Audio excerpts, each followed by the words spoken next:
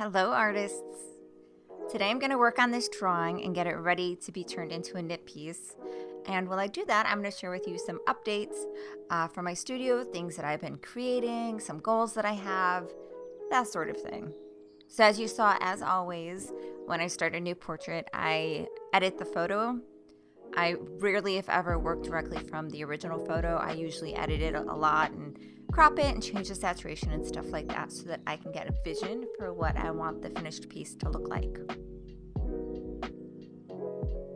And then I use just the 3 layers in Procreate and usually the 6B brush. So in this video, I'm going to share with you how I create the drawing in Procreate on my iPad Air, and then I'm going to, at the end, select the yarn and create the knitting pattern for this piece. My plan with this one is to turn it into a 10-inch square knit piece with 6 colors of yarn, and then do the clear vinyl overlay where I do the drawing on it. So that's something that I'll be doing with this piece, and I'll share the actual knitting part of it with you on a different day. But for today, we'll at least select the yarn. So I've been busy with lots of different things in this studio. I have been updating my website, so I have a new website provider that I'll be using.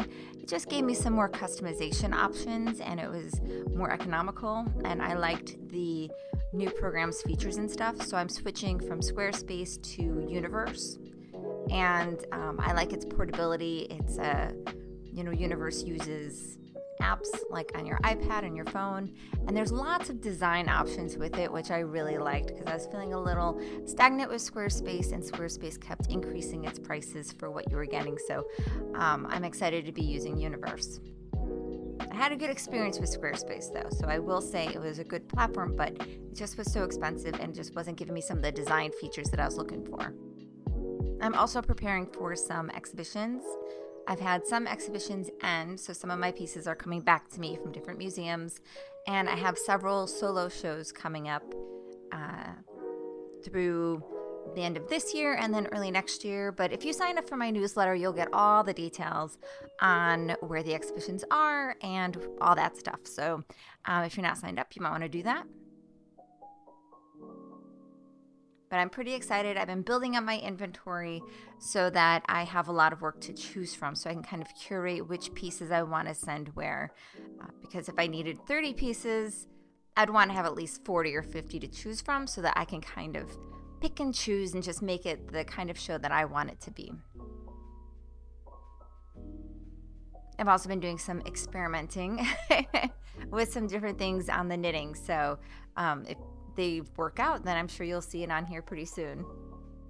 And I've been really excited about the knitting machines lately. I've been really wanting to push myself to learn more about them. You might have bumped into some of my videos here on my channel where I am sharing some more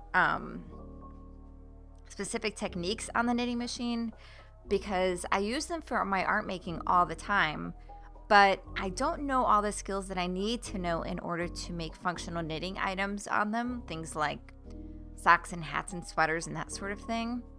And, I'm a hand knitter, but I would love to be able to take some of those hand knitting projects and, do them on the knitting machine. So I decided I was going to follow along with these workbook lessons that the previous owner of my knitting machine had started but didn't finish. So I got their half-finished books. So I decided I wanted to finish those up and share them here. So that's been one of my goals lately, is to spend more time with my knitting machines, rounding out my knowledge on all the different techniques.